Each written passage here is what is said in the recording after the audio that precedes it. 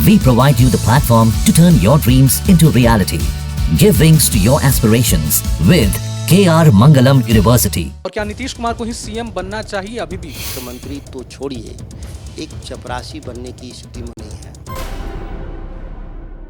RJD में ऐसा कहीं ना कहीं खुद को बड़ा भाई साबित करने की होड़ मची हुई है और कांग्रेस के नेताओं के, कांग्रेस के वर्कर्स का सम्मान नहीं हो रहा है, तो ऐसे अलायंस चल पाएगा? कि आप मीडिया के रूप में एक पक्षीय बात कर रहे हैं। तेजस्वी उन्हें बिहार में नहीं देखना चाहते हैं, लेकिन कन्हैया को एक्टिव किया गया, यात्रा निकाल रहे हैं। तो ये कांग्रेस का रूटीन काम है जो 2-3 सालों में कांग्रेस करती है। कांग्रेस मजबूत होगी बिहार में, उससे आरजेडी को कोई प्रॉब्लम नहीं है, महागठबंधन मजबूत होगा, असली यही फोकस है।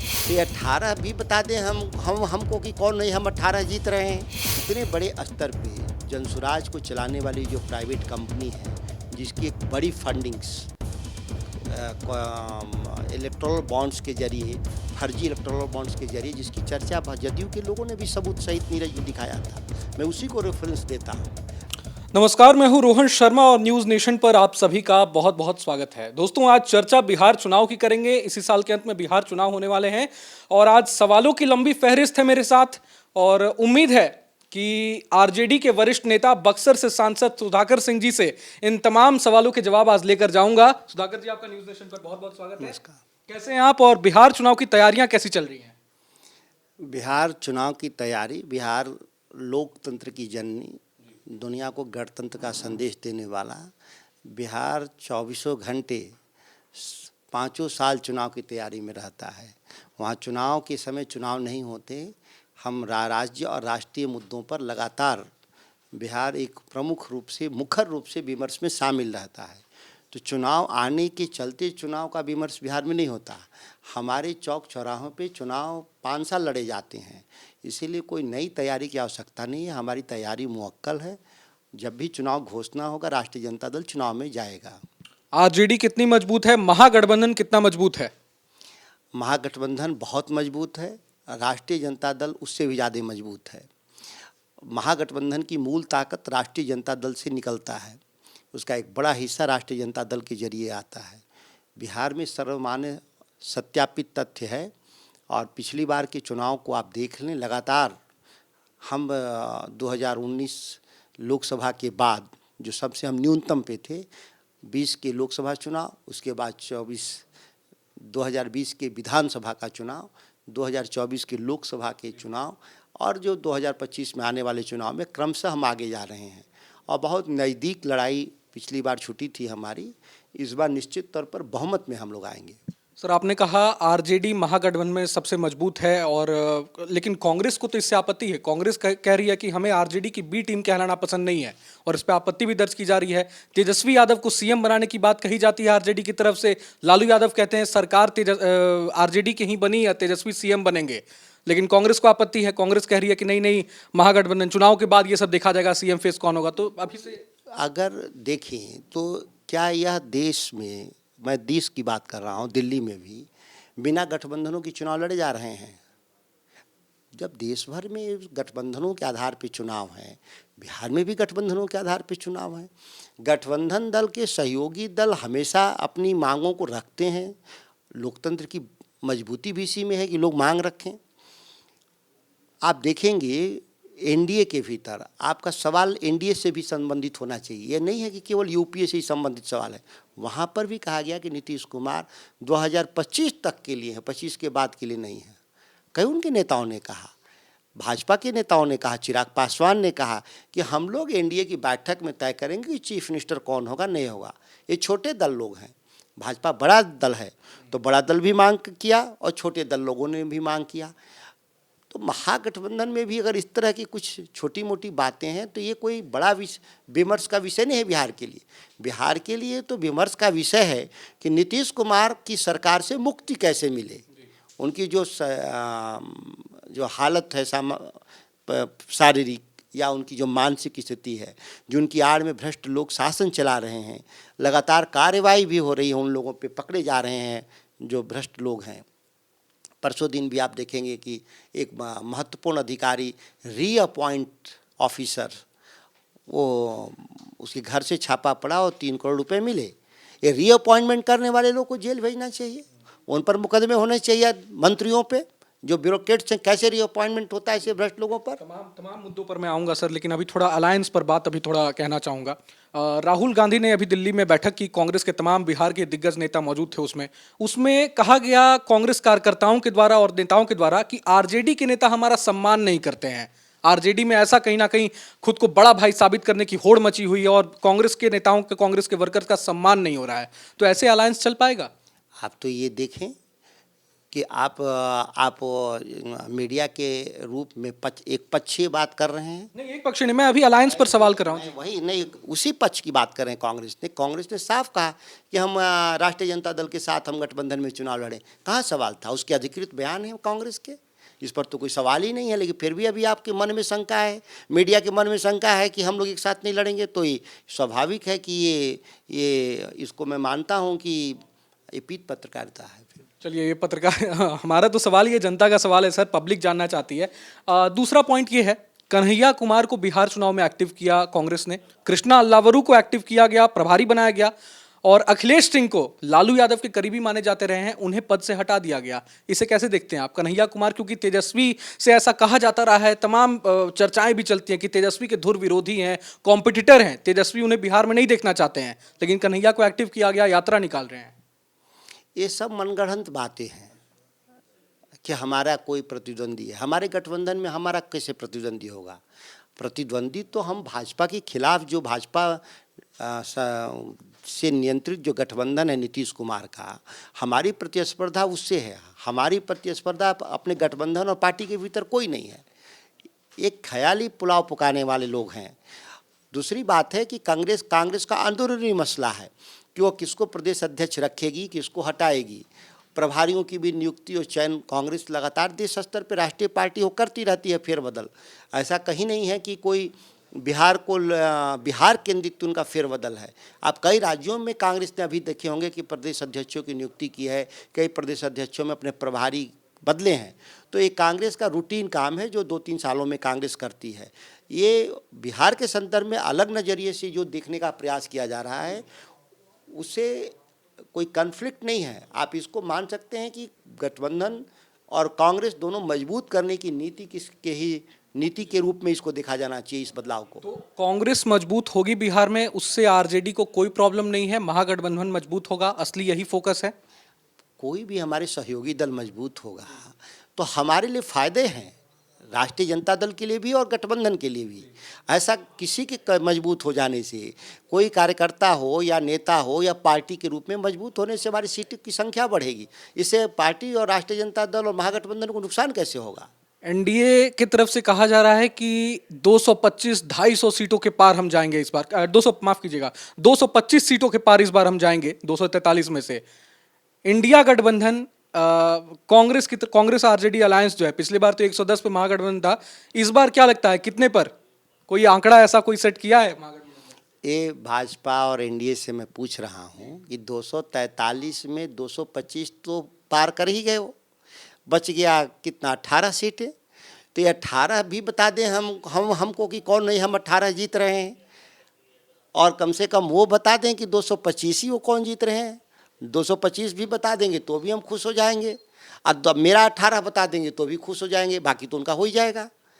ये जो लोग हैं, अभी लोकसभा का चुनाव बीता है, उस आंकड़े पर भी थोड़ा सा देखते कि आप बिहार में 39 एमपी थे और आप घट के 30 चले आए। देश में 303 थे, घट के 240 चले आए। पता नहीं किस आंकड़े की बात कर रहे हैं। कोई होगा ईवीएम में सेटिंग की बात तो कर रहे होंगे लोग। ओवर कॉन्फिडेंस है एनडीए में, कहीं ना कहीं ओवर कॉन्फिडेंस नजर आ रही है क्या? देखिए, ओवर कॉन्फिडेंस नहीं है, ओवर कॉन्फिडेंस इसको हम लोग नहीं कहते हैं। इसको हम लोग कहते हैं भारतीय जनता पार्टी बड़का झूठा पार्टी है, झूठ बोलने का इन लोग का। ये लोग, इनका मनोबल गिर गया है, इनके कार्यकर्ताओं मतदाताओं का मनोबल गिरा हुआ है बिहार में। ये अपने लोगों का मनोबल ऊंचा करने के लिए इस तरह की बात वो कर रहे हैं। सीट शेयरिंग को लेकर थोड़ी बात कर लेते हैं। कांग्रेस आरजेडी अलायंस में लड़ेंगे, तो कांग्रेस ने पिछले बार के चुनाव में हमने देखा भी था, 70 सीटों पर चुनाव लड़ी थी कांग्रेस, 19 सीटें आई थी। इस बार क्या लग रहा है, सीटों में कटौती होगी या कांग्रेस को पहले के मुकाबले और ज्यादा सीटें दी जाएंगी? हमारे लिए महागठबंधन में सीटों की संख्या मायने नहीं रखता, सच बता रहे हैं। जो लड़ेंगे हम 243 लड़ेंगे, जो भी गठबंधन में लड़ेगा उसको हम मदद करेंगे और हम चुनाव जितवाएंगे। जो कमियां और खामियां हैं ये समीक्षा होगा, ऐसा नहीं है कि संख्या को लेकर न समीक्षा हो, तो सीट 10 सीट तो समीक्षा ही होगा कि जो कौन जीतेगा कौन हारेगा, वो उसके हिसाब से हम लोग रणनीति बनाएंगे। लेकिन ये नहीं मानना है कि कोई गठबंधन को हम सीट दे दिए इसीलिए हम उस सीट पर मदद नहीं करेंगे या उस सीट को हम जीतने का प्रयास नहीं करेंगे, ऐसा नहीं होगा। हम लोग 243 पर लड़ेंगे, ठीक से लड़ेंगे। प्रशांत किशोर को लेकर थोड़ा सवाल मैं पूछना चाहूंगा। जन स्वराज के संस्थापक है, पूरा माहौल बन गया था, एक बिहार में माहौल बना हुआ है कि प्रशांत किशोर आए, चुनावी रणनीतिकार हैं, सबको जिताने का उन्होंने जिम्मा उठाया था और रिजल्ट भी दिया था उन्होंने। अभी देखने में आया है कि प्रशांत किशोर की कहीं ना कहीं कांग्रेस से सेटिंग हो गई है और छात्र संघ चुनाव जो हो रहे हैं पटना यूनिवर्सिटी में, एनएसयूआई को उन्होंने सपोर्ट किया है, समर्थन दिया है, जो कि कांग्रेस का छात्र संगठन है। कैसे देखते हैं, प्रशांत किशोर कांग्रेस के साथ कहीं ना कहीं मेल मिलाप कर रहे हैं? देखिए, प्रशांत किशोर की सभी मेल मिलाप भारतीय जनता पार्टी और जदयू से है। ये भाजपा की बी टीम के रूप में बिहार में भाजपा के ही द्वारा ये प्लांट किए गए लोग हैं। अब 4 जो उपचुनाव हुआ था, देखिए एनडीए का वोट उन्होंने कहीं नहीं डेंट किया। जो कुछ वोट डेंट किया वो महागठबंधन के लोगों का वोट डेंट किया। अच्छा हुआ कि बिहार के लोगों को सजग होने का अवसर मिल गया। हम लोग को तो पार्टी हमेशा कहती रही कि ये बी टीम है प्रशांत किशोर। इतने बड़े स्तर पे जनसुराज को चलाने वाली जो प्राइवेट कंपनी है, जिसकी एक बड़ी फंडिंग्स इलेक्टोरल बॉन्ड्स के जरिए, फर्जी इलेक्टोरल बॉन्ड्स के जरिए, जिसकी चर्चा जदयू के लोगों ने भी सबूत सहित नीरज ने दिखाया था, मैं उसी को रेफरेंस देता हूँ। आज तक क्यों नहीं जांच हो रहा है? जाहिर है कि वो सभी कुछ भाजपा के इशारे पर कर रहे हैं, तो उनकी जांच कौन करे? मतलब बीजेपी जनसुराज को फंड दे रही है? निश्चित तौर पर जो अवैध तरीके से फंडिंग्स हुए हैं, उसके जो ट्रेल हैं, जो नीरज कुमार जी ने दिखाया है, वो ट्रेल की जांच अभी तक नहीं होना, जाहिर है कि बीजेपी से मिले हुए लोग हैं। नीतीश कुमार के स्वास्थ्य पर बात कर लेते हैं। बिहार के मौजूदा सीएम हैं और 20 साल से नीतीश कुमार का ही सिक्का चलते आ रहा है। क्या बीजेपी, आपको लगता है नीतीश कुमार को सीएम बनाएगी? स्वास्थ्य कारणों का ऐसे तमाम हवाला दिया जा रहा है आरजेडी की तरफ से भी, और क्या नीतीश कुमार को ही सीएम बनना चाहिए अभी भी? देखिए, जो उनकी मानसिक और शारीरिक स्थिति है, वो किसी भी हालत में मुख्यमंत्री तो छोड़िए, एक चपरासी बनने की स्थिति में नहीं है। आज जब सरकार की नौकरी भी ज्वाइन करने जाते हैं तो एक स्कूल में एडमिशन बच्चों को लेने जाते हैं तो उसका बाकायदा हेल्थ कार्ड देना पड़ता है। जिस राज्य का मुख्यमंत्री मानसिक रूप से असंतुलित हैं और शारीरिक अस्वस्थता है, ये तो मंच से भी दिखाई दिया, विधानसभा के पटल पे भी दिखाई दिया, फिर भी अभी तक वो हटाए नहीं गए एनडीए के द्वारा। यह भी मैं मानता हूं कि एक वजह क्या, एनडीए क्यों नहीं नीतीश को नकार पा रही है?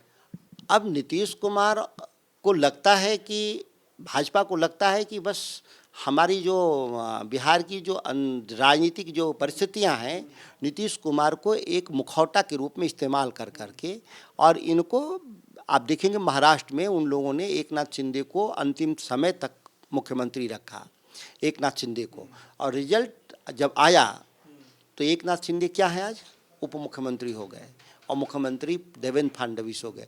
बिहार में भी भाजपा इसी प्रयोग के जरिए नीतीश कुमार को सत्ता से बेदखल करना चाहती है। अचानक नीतीश के बेटे का लाइमलाइट में आना, कहीं ना कहीं पॉलिटिकल एंट्री जो हो रही है निशांत कुमार की, कैसे देखते हैं निशांत कुमार को? नीतीश हमेशा से परिवारवाद के खिलाफ रहे और अब निशांत की नीतीश कुमार जी बहुत पहले ही अपना सक्सेसर ले आना चाहिए था, उत्तराधिकारी।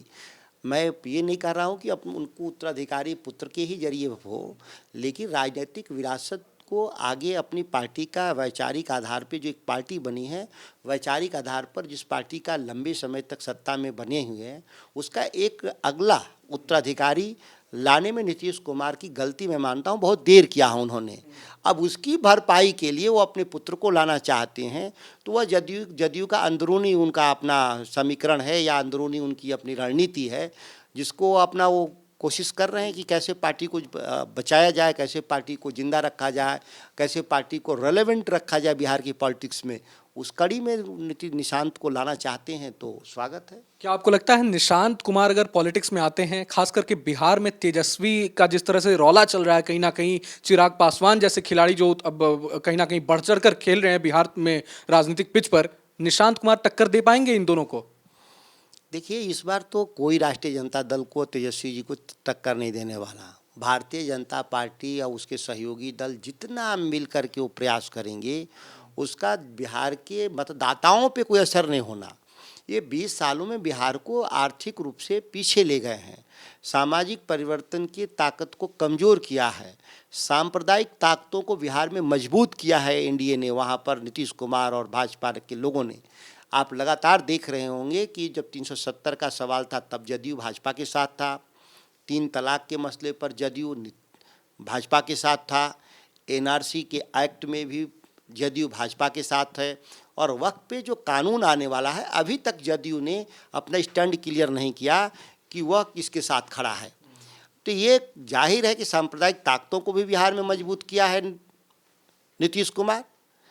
आप देखेंगे कि आप आर्थिक रूप से बिहार पीछे गया है। जो राष्ट्रीय औसत जो 1 लाख प्रति व्यक्ति आय पर बिहार जहां पहले 32.5% था, वो घटकर 31% पर चला आया। इस तरह से कई इंडिकेटर्स जो फाइनेंशियल इंडिकेटर्स हैं, बेरोजगारी के सवाल को लेकर के 4 करोड़ पलायन बिहार में बढ़ा है, घटा नहीं। तो कोई आप इंडिकेटर्स को देखें, किसानों की आमदनी लगातार घटी है वहाँ पे। तो इस तरह से कोई इंडिकेटर नहीं है जो नीतीश कुमार के राज में पॉजिटिव हो और राष्ट्रीय औसत के रफ्तार से आगे बढ़ा हो। राष्ट्रीय औसत से पीछे आप बिहार गया, तो इसलिए अब उनको औचित्य नहीं है। सर, अगर इतनी समस्या है तो नीतीश कुमार जब पलटी मारकर वापस आते हैं तो आरजेडी अपने द्वार क्यों खोल देती है? देखिए, मैं अभी भी कहा कि वो हमारी कई अवसरों पे भी मैंने कहा कि हमारे वैचारिक आधार से छिटके हुए दिग्भ्रमित एक साथी हैं, और हम समाजवादी आंदोलन के सभी लोगों की इच्छा रहती है कि हमारा कोई साथी छिटक गया है, निकल गया है, अगर वो घर वापसी चाहता है तो हम उसके लिए अवसर प्रदान करते हैं। अभी भी नेता के तौर पे नहीं, लेकिन एक बुजुर्ग के तौर पे, एक बुजुर्ग के तौर पे पार्टी में वापसी के लिए कोई अभी भी दरवाजे उनके लिए पहले भी खुले थे, अभी भी खुले हैं, लेकिन नेता के तौर पे नहीं, मुख्यमंत्री के पद के तौर पे नहीं। मुख्यमंत्री तेजस्वी पार्टी के द्वारा घोषित कैंडिडेट हैं, उसे पीछे हटने का सवाल नहीं है। नीतीश की वापसी को लेकर चलिए आपने दरवाजा खोल रखा है, ऐसा लालू परिवार में क्यों मतभेद नजर आता है? खुद लालू यादव, उनकी बेटी मीसा भारती सांसद पाटलिपुत्र से, उन्होंने कहा कि नीतीश हमारे चाचा हैं, उनके लिए रास्ते खुले हैं, जब मन करे आप आ जाएं। तेजस्वी यादव और तेज प्रताप यादव दोनों भाइयों का कहना है कि नहीं, अब रास्ते बंद हो चुके हैं, आना भी चाहें तो हमारे दरवाजे बंद हैं। ये मतभेद ऐसा क्यों? देखिए, मनभेद और मतभेद का विषय नहीं है। दोनों लोगों के बयान को अलग नज़रिए से नहीं देखना है। बेसिकली मुख्यमंत्री के तौर पे वापसी संभव नहीं है। वो ना लालू प्रसाद की इच्छा है, न तेजस्वी जी की इच्छा है कि मुख्यमंत्री के तौर पे उनकी वापसी हो। लेकिन मैंने कहा ना, एक बुजुर्ग बूढ़ा आदमी हमारे धारा का कहीं छिटक गए हैं, दिग्भ्रमित है, अगर वो वापसी करना चाहते हैं तो स्वाभाविक स्वागत है। इस संदर्भ में दोनों बयान को देखिए, दोनों बयान का अर्थ एक ही है। पूर्णिया से सांसद हैं पप्पू यादव जिससे मैं बात कर रहा था तो उन्होंने कहा कि नीतीश कुमार को कांग्रेस के साथ आ जाना चाहिए। कांग्रेस और नीतीश कुमार, जेडीयू मिलकर अगर लड़ेगी, सरकार बनना तय है। कैसे देखते हैं आप? आरजेडी को कहीं ना कहीं डबल क्रॉस करने की तैयारी है क्या? देखिए, पप्पू यादव जी ने किस संदर्भ में क्या कहा मुझे जानकारी नहीं, वो किस दल के कार्यकर्ता हैं ये भी हम लोग को जानकारी नहीं। तो निर्दलीय चुनाव जीते हैं, तो ये हम उनके बयान को अगर हम देखें तो इंडिपेंडेंट उनका निजी बयान है। कांग्रेस की जब वो है ही नहीं और राष्ट्रीय जनता दल के है ही नहीं, तो ये कोई भी आम कार्यकर्ता के तौर पे कोई सलाह देता होगा बिहार में, तो इस पर विचार, हर सलाह का पर तो पार्टी विचार करेगी, ना कांग्रेस करेगी, ना राष्ट्रीय जनता दल करेगा, ना महागठबंधन करेगा। लोगों की राय को हम लोग ये नहीं कह सकते कि वो राय नहीं दे सकते, लेकिन राय पर विचार हम करेंगे ऐसा कोई संभावना नहीं है। कांग्रेस भी सरकार तो बनाना चाह रही है, कहीं ना कहीं अगर मौका मिलेगा कांग्रेस को अकेले दम पे सरकार बनाने का और पावर में आने का, तो जाहिर तौर पर वो तो सोच विचार करेगी। और राहुल गांधी भी इस वक्त काफी एक्टिव मोड में नजर आ रहे हैं। अब कांग्रेस की बात तो कांग्रेस वाले ही बताएंगे कि वो कैसे और बिहार में या देश स्तर पे कैसे वो काम करना चाहते हैं, उनका एजेंडा क्या है, कैसे वो सरकार बनाएंगे, कौन सहयोगी होगा। तो इस मामले में तो कांग्रेस के ही किसी प्रवक्ता से या किसी नेता से सवाल करेंगे तो अच्छी बात। जरा इफ्तार पार्टी पर भी चर्चा कर लेते हैं। इफ्तार पार्टी का दौर चल रहा है। नीतीश कुमार तमाम इफ्तार पार्टियों में शामिल हुए। चिराग पासवान के द्वारा इफ्तार पार्टी रखी गई थी। मुसलमानों से गुहार लगाई गई कि आप एनडीए के नेताओं के इफ्तार पार्टी में शामिल नहीं होइए। ऐसा क्यों सर? ये कहीं ना कहीं बांटने की कोशिश ये क्यों हो रही है? जिस तरीके से मुसलमानों के खिलाफ, अल्पसंख्यकों के खिलाफ लगातार इस देश में जो पार्लियामेंट के जरिए कानून पास हो रहे हैं, तो अल्पसंख्यक समुदाय जाकर भी करेगा क्या एनडीए के जो इस तरह के जो सामाजिक जो सोशल कॉल्स हैं उसमें जाकर करेगा भी क्या? हमारा अपील हो ना हो, फिर भी उनको तो वो जाएंगे ही नहीं, क्योंकि उनके खिलाफ आप कानून बना रहे हैं। इस देश में सेकेंड ग्रेड सिटीजन के रूप में आप रखना चाहते हैं। भारत की संप्रभुता, स्वतंत्रता व्यक्तियों में निहित है और हम चुनाव के माध्यम से वो हम एक सरकार बनाते हैं। लेकिन जब सेकेंड ग्रेड सिटीजन के रूप में जिस तरीके से आप व्यवहार कर रहे हैं केंद्र के लोग, और जिस तरीके का कानून लगातार बना रहे हैं, इससे तो दुखद बात है। तो हमको अपील करने की ज़रूरत नहीं है, महागठबंधन की अपील करने की ज़रूरत नहीं है, वो स्वयं नहीं जाएंगे किसी के कहने से भी। दूसरा मेरा सवाल सर ये हो गया, तमाम मुसलमानों को लेकर तो बातें चल रही है, वक्फ बिल को लेकर बातें चल रही है। क्या मुसलमान आरजेडी के साथ हैं इस वक्त? देखिए, लामबंद माना जाए? एक बात, धार्मिक आधार पे जिस तरीके से आप समाज को बांट कर देखना चाहते हैं, मीडिया का एक बड़ा धड़ा भी चाहता है कि समाज का में बंटवारा दिखे। हम लोग बंटवारे में विश्वास नहीं रखते। हम लोग सामाजिक न्याय, धर्मनिरपेक्षता मेरा मूल सिद्धांत संगठन का, और किसी एक अल्पसंख्यक समुदाय के लिए नहीं, सभी समुदायों के लिए, सिख हों, जैन हों, बौद्ध हों, सभी समुदाय के लिए हम मानते हैं कि भागीदारी जो है, सामूहिक भागीदारी के जरिए लोकतंत्र पनपता है, मजबूत होता है। और ये किसी को आप अलग हाशिए पर छांट करके चलेंगे, निकाल करके चलेंगे, ऐसा एनडीए का काम है, भाजपा का। हम लोग हमेशा राजनीति ए टू जेड का किए हैं, ना कि कभी उनके जैसा धार्मिक आधार पे, विभाजन के आधार पे। बीजेपी ने अभी सौगाते मोदी अभियान की शुरुआत की है। देश के 32 लाख मुसलमानों को ईद के मौके पर तोहफा दिया जा रहा है। कहीं ना कहीं वो सौगाते मोदी किट दिया जा रहा है। पटना में भी अभी कल ही दिया गया है, रेलवे स्टेशन के पास तमाम। इसे कैसे देखते हैं? मुसलमानों को लुभाने की कोशिश, क्या चुनाव के जस्ट पहले? देखिए, जिस तरीके से इस देश में नरेंद्र मोदी के द्वारा गरीबी बढ़ाई गई, आर्थिक हालत खराब हुए हैं, ग्रामीण क्षेत्रों में आमदनी घटती जा रही है, तो इस तरह से वो छोटे मोटे चीज़ों से रिपेयर करने का कोशिश कर रहे हैं। जो संकट है वो बहुत गहरा हो गया है, और इस संकट से निकलने का उपाय ये कही है कि 32 करोड़ जो फ्री किट की जगह मोदी जी ही अपने पद छोड़ दें तो सभी की समस्याएं समाधान हो जाएगी। समस्या का समाधान मोदी जी नहीं है। मोदी जी अब संकट हैं इस देश की राजनीति के लिए, समस्या है राजनीति के लिए। अब उनको ही इस पद से विदा हो जाना चाहिए। सर, बिहार में ऐसा क्यों कहा जाता है हमेशा कि बीजेपी में कोई लीडर नहीं है? इतने तमाम बड़े दिग्गज नेता हमें देखने को मिलते हैं, तो कमी कहाँ रह जाती है बीजेपी में? अकेले सरकार क्यों नहीं बना पा रही है बीजेपी? बीजेपी में नेता नहीं है, बाचाल लोग हैं। कब कौन कहाँ क्या बोलेगा। विजय सिन्हा तो कहते हैं कि अटल जी का सपना था बीजेपी अपना सीएम बनाए बिहार में, तो कहाँ विफल कहाँ रह जाती है? ये बहुत देर से सवाल आया आपका, ये तो शुरू में ही सवाल आना चाहिए। सवाल मैं एक एक करके सवाल तमाम पूछ रहा हूँ सर। भाजपा के भीतर जो संकट है, एनडीए के भीतर संकट है, विजय सिन्हा के इस बयान में ही शामिल है। कहाँ नीतीश कुमार को मुख्यमंत्री मान रही है भाजपा? भाजपा तो स्वयं चाहती है कि हमारा मुख्यमंत्री बने महाराष्ट्र मॉडल। मैं भी तो यही कह रहा हूँ, संकट एनडीए में है जिसकी चर्चा मीडिया कम कर रही है। संकट यूपीए में नहीं है, इंडिया ब्लॉक में कहीं नहीं है। तो संकट को सही आपने पहचाना। विजय सिन्हा का जो बयान है, आप निश्चित तौर पे देखिएगा, नीतीश कुमार नए एकनाथ शिंदे हैं। नीतीश कुमार के स्वास्थ्य पर जो बातें हो रही है, जिस तरह से हमने देखा भी अभी विधानसभा में, जिस तरह से राबड़ी देवी के साथ राबड़ी देवी पर जो टिप्पणी उन्होंने की तमाम, कैसे देखते हैं? एक मुख्यमंत्री होने के नाते एक महिला राबड़ी देवी पर ऐसी टिप्पणी कहीं ना कहीं शोभा देती है? देखिए, महिलाओं के प्रति भी उनका अपमानजनक व्यवहार लंबे समय से रहा है। सदन के भीतर राबड़ी जी देवी जी से भी पहले, खास तौर पे पिछले 1-2 सालों की बात कर रहा हूँ। मैं 2 साल के भीतर राबड़ी जी पर तो उनके अभद्र भाषा का प्रयोग केवल महिला के रूप में ही नहीं है, पद और जो गरिमामय पद जिस पर वो नेता प्रतिपक्ष के पद पर बैठी हैं उसके भी खिलाफ उनका है। ऐसा कभी आचरण हम लोगों ने नहीं देखा सत्ता पक्ष का कि नेता प्रतिपक्ष पर जो बयान ओछी बयान दें। यह बयान कभी भी पसंद नहीं किया जाएगा। साथ में नेता प्रतिपक्ष महिला भी हैं और महिलाओं पे भी उनका ये आरोप, और ये 2 साल के भीतर हाउस में कई बार उन्होंने इस तरह के बयान दिए हैं। राबड़ी जी को छोड़ दें तो महिलाओं के बारे में अपमानजनक बयान दिए हैं। उनकी इसीलिए मानसिक और शारीरिक स्वास्थ्य को जांच के लिए हमने राज्यपाल महोदय को पत्र भी लिखा था 6 महीना पहले कि इनका जांच किया जाए और जांच करके ये पद पर रह सकते हैं कि नहीं ये तय करें राज्यपाल महोदय, जो आज तक नहीं हुआ।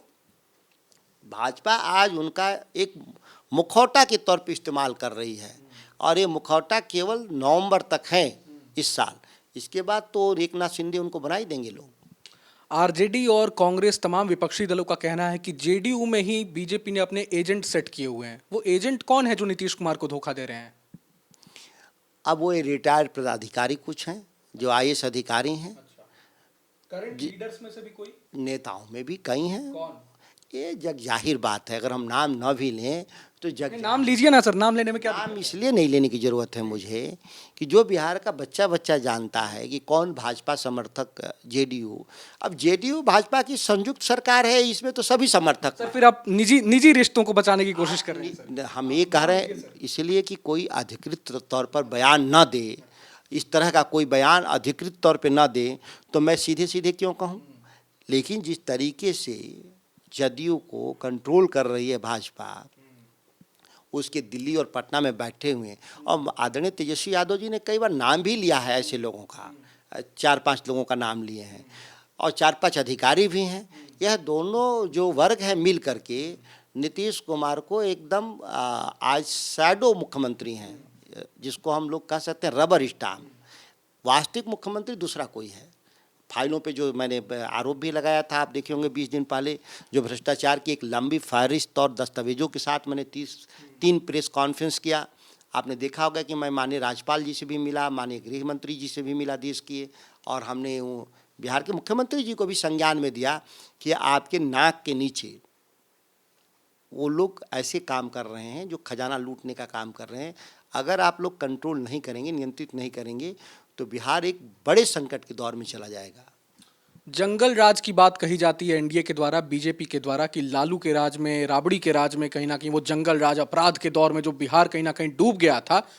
अब अगर आरजेडी सरकार में आती है, सरकार में तो हालांकि पहले भी थी जेडीयू के साथ अलायंस में, आरजेडी अकेले दम पे अगर सरकार में आती है, तेजस्वी अगर सीएम बनते हैं, तो वो अपराध के खिलाफ मॉडल कैसा होगा? आप देखें जो आरोप, क्योंकि सर बिहार की जनता को अभी तक भरोसा नहीं हो पा रहा है कि आरजेडी पर हम भरोसा जताएं या नहीं, यकीन करें या नहीं। इस जनता की बात कर रहे हैं आप, भाजपा वाली जनता की बात कर रहे हैं। मैं जो आम पर्सपेक्टिव है लोगों के मन में, कहीं ना कहीं पर्सपेक्टिव में हमको वोट जो मिल रहा है, हमारा भी, हमको जो वोट दिया है हमारे में भरोसा नहीं है तो हमको कैसे वोट मिल रहा है?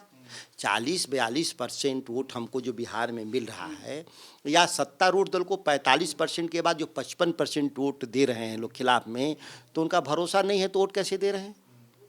आप जिस जंगल राज की बात कर रहे हैं वो एक सामाजिक न्याय का दौर था और दुनिया में हुआ परिवर्तन। कोई भारत के भीतर भी देखें तो तमिलनाडु में भी वर्ग संघर्ष हुए थे, महाराष्ट्र में भी हुए थे, हमारा पीछे आया। इसके लिए मानस पटल पे लोगों को अभी भी स्मृतियों में दर्ज है। आप अमेरिका में भी हुआ, गोरे कालों का संघर्ष हुआ, 10 लाख लोग युद्ध में मारे गए थे।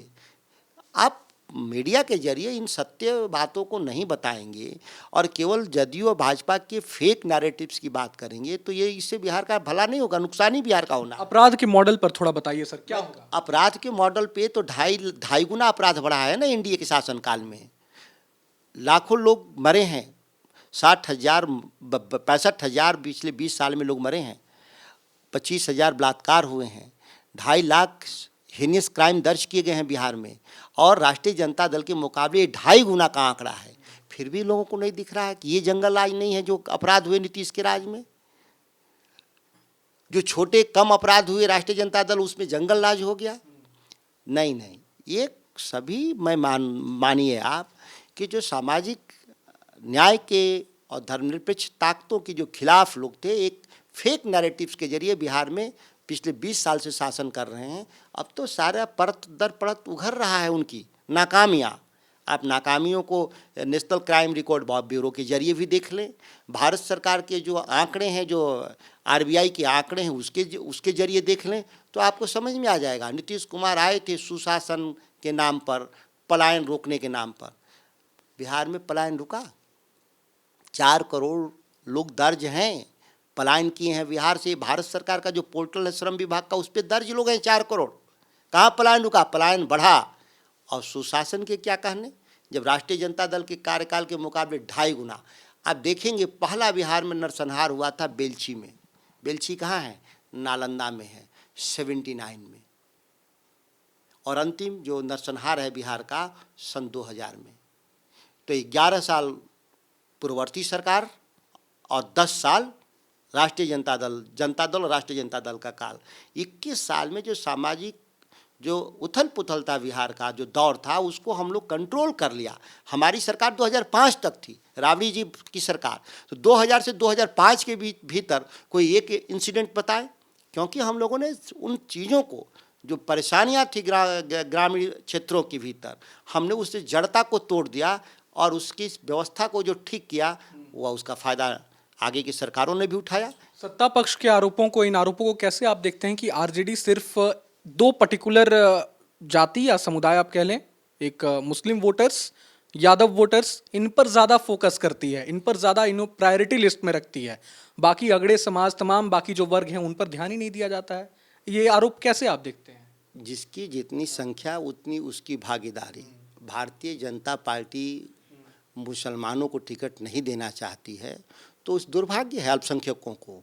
जब बिहार में 18-20% उनकी आबादी है, तो भारतीय जनता पार्टी जो ये ईदे क्या बोल रहे हैं, कौन सौगात बांट रहे हैं? सौगाते मोदी, सौगातें जो मोदी बांट रहे हैं 32 करोड़ लोगों को, 32 लाख को बिहार में, तो ये सौगातें मोदी कम से कम 20% अल्पसंख्यक समुदाय है, सीट तो भी तो दे देते बिहार के भीतर, तब तो माने जाते कि आप समुदाय के प्रति आपकी सहानुभूति है। 20% उनकी आबादी है ना बिहार में, तो 243 का 20% होता है करीब करीब 40-45 सीटें। तो 40-45 सीटें यही उनके लिए सौगाते मोदी हो जाता। ये जो आप लोगों को जो भीख का कटोरा लेकर के भिखारी जो समझ रखे हैं, ये भिखारी भी बनाने वाले मोदी जी ही हैं इस देश में, आम नागरिकों को जो ग्रामीण क्षेत्रों में है। मैं थोड़ा जब जाति की बात आई तो मैं ये भी कह लेता हूँ, थोड़ा सवाल एक और भी है, क्या आरजेडी के अंदर डेमोक्रेसी है, लोकतंत्र वाला माहौल है? क्यों आरजेडी में भी हमें देखने को मिलता है यादव जाति से जो आते हैं नेता, उन्हें ज़्यादा प्रायोरिटी में रखा जाता है। आपके पिताजी जगदानंद सिंह कहाँ गायब हैं आजकल? ना अभी तेजस्वी जी का जो वो राष्ट्रीय कार्यकारिणी की बैठक हुई थी, ना आप उसमें शामिल हुए, जगदानंद सिंह जी भी नाराज दिखे। इसे लेकर भी कई तरह के सवाल उठ रहे हैं। क्या आपको? देखिए, जिस सवाल की चर्चा कर रहे हैं श्री जगदानंद सिंह, तो स्वास्थ्य कारणों से लंबे समय से वो पार्टी के कामकाज करने में सक्षम नहीं हैं, हो पा रहे हैं। और जिस उम्र में हैं 85-86 साल, किसी के लिए भी संकट काल होता है। फिर भी राष्ट्रीय जनता दल नया नेतृत्व लाएगा, जो बिहार को चलाएगा। वो समय भी नज़दीक है, जो 3 साल पे हम लोग का पार्टी के द्वारा ये किया जाता है। किसी भी पार्टी में 3 साल पे उसके संगठनात्मक चुनाव होंगे, नए अध्यक्ष आएंगे। और हम, जहाँ तक मेरी बात है, ज़्यादातर पार्टी की बैठकों में हम शामिल होते रहें, कभी पार्लियामेंट्री कामों के जरिए दिल्ली में, तो इसका भी एक मेरा दोहरा दायित्व है। तो इसको भी एक प्रायोरिटी के तौर पे हम लोग को करना पड़ता है। और जब भी हम लोग एकदम फ्री होते हैं तो पार्टी के कार्यक्रम लगातार करते रहते हैं। आखिरी सवाल है सर, अमित शाह, गृह मंत्री अमित शाह से भी हाल ही में आपने मुलाकात की। सोशल मीडिया पर ये खबरें चलने लगी कि आरजेडी को कहीं ना कहीं एक झटका तो नहीं लगने वाला? कहीं ना कहीं बंद कमरे में जो मुलाकात हुई सुधाकर सिंह की अमित शाह से, तो कहीं बीजेपी ज्वाइन करने की प्लानिंग तो नहीं है?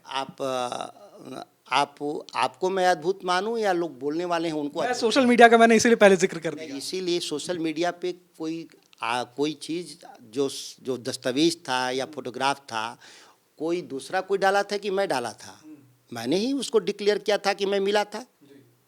ऐसा होता कि मैं उनसे मिलता और हम अपनी बातों को सोशल मीडिया या पब्लिक प्लेटफॉर्म पे नहीं बताता कि हम किन चीज़ों के लिए, तो बात संदिग्ध होती कि हमने उनसे मेरी क्या बात हुई। हमारी उनसे क्या बात हुई इसका भी मैंने जिक्र किया कि जो बिहार में बिगड़ती कानून व्यवस्था और मुख्यमंत्री की अस्वस्थता की आड़ में वहाँ भ्रष्ट नौकरशाही जिस तरीके से सत्ता का संचालन कर रहा है, कस्टोडियन के रूप में कॉन्स्टिट्यूशन और गवर्नमेंट के कस्टोडियन के रूप में होम मिनिस्टर रिस्पॉन्सिबल होते हैं। किसी भी राज्य में इस तरह की आरोप या उसकी समझ जांच गृह मंत्री के स्तर पे की जाती है। मैंने गृह मंत्री से मिला उस संदर्भ में और हमने उनको बताया कि आप कस्टोडियन हैं बिहार के, सरकार भी आपकी ही है और वहाँ की समस्या और देश के कस्टोडियन हैं लॉ एंड ऑर्डर के, तो दोनों स्थिति में आप इस पर जांच करेंगे और जांच करके कार्रवाई करेंगे। इस संदर्भ में मैं मिला भी था और फोटोग्राफ्स भी थे और कंटेंट भी थे। अब इसमें कुछ लोगों को अलग अर्थ लगाने की जो आदत है तो कुछ भी लगा सकते हैं। एक लमसम देंगे कि मैं अमित शाह जी से मिला था कि मुझे देश का प्रधानमंत्री बना दिया जाए मोदी जी को हटाकर, ये भी आरोप हो सकता है। As a member of parliament तो मैं एलिजिबल हूँ प्राइम मिनिस्टर बनने के लिए। एक लमसम आंकड़ा सर, आखिर में महागठबंधन कितने सीटों पर इस बार जीत प्राप्त करने वाली है?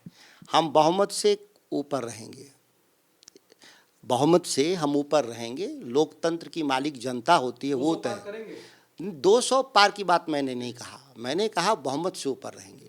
200 पार जनता जो बिहार की है, जनता जनार्दन जो मालिक है लोकतंत्र की, हम लोगों ने गुहार लगाया है कि पिछली बार हम लोग 8 सीटों से पीछे थे, इस बार हम लोगों को स्पष्ट बहुमत दें जिससे हम लोग बिहार में आर्थिक परिवर्तन की लड़ाई लड़ सकें, आर्थिक न्याय की लड़ाई लड़ सकें।